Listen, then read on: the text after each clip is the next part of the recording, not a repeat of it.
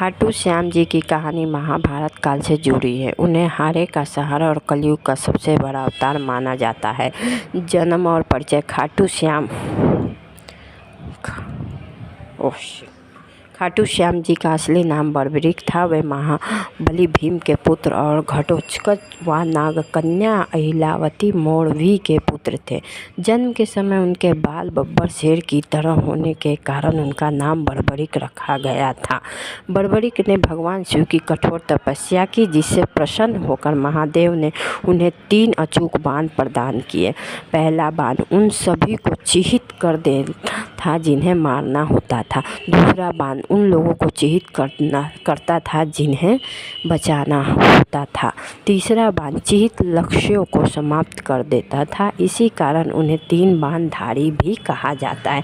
हाँ, जब महाभारत का युद्ध शुरू हुआ तो बर्बरीक ने अपनी माता को वचन दिया था कि वे युद्ध में उस पक्ष की ओर लड़ेंगे जो हार रहा होगा।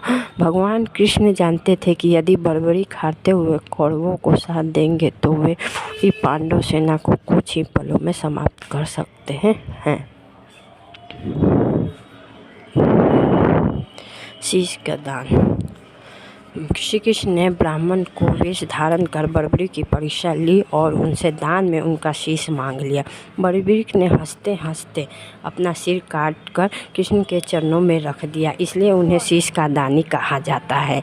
बर्बरीक की अंतिम इच्छा पूरा युद्ध देखने की थी, इसलिए श्री कृष्ण ने उनके शीश को एक ऊंचे पर्वत शिखर अमृत की बूंदों के सहारे स्थापित कर दिया था।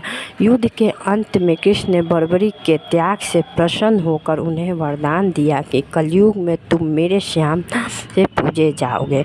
खाटू। कलयुग की शुरुआत में बर्बरीक का शीश राजस्थान के सीकर जिले के खाटू गांव में एक कुंड में दबा मिला। मान्यता है कि एक गाय वहां आकर स्वयं ही दूध की धारा बहाती थी, जिससे उस स्थान की खुदाई हुई और शीश प्रकट हुआ। राजा रूप सिंह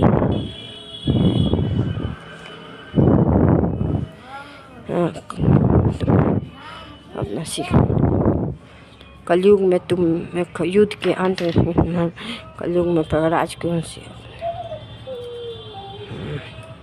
मैं बर्बरीक का